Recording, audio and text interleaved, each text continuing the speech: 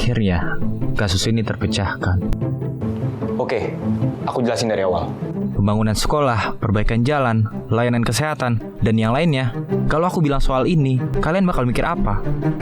Yap, seperti kebanyakan orang, aku hanya akan lihat sambil lalu. Sampai suatu hari, aku tiba-tiba kepikiran. Uang semua ini asalnya dari mana? Oh, dari pemerintah lah.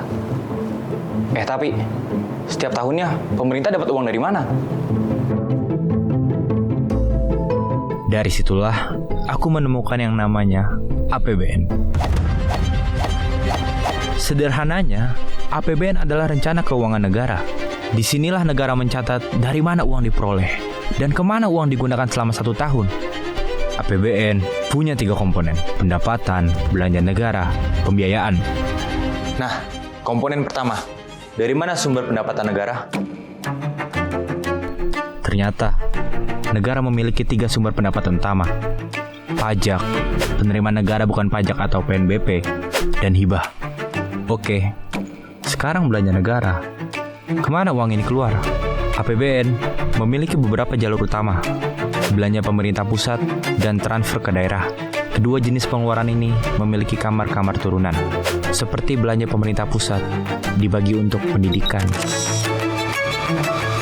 kesehatan, subsidi, dan lainnya. Komponen terakhir, pembiayaan. Ini bukan pos pengeluaran, melainkan mekanisme untuk menutup selisih antara pendapatan dan belanja negara. Sumbernya bisa dari utang atau sumber pembiayaan lainnya. Kalau kalian pikir kita cuma sampai sini, no, kalian salah.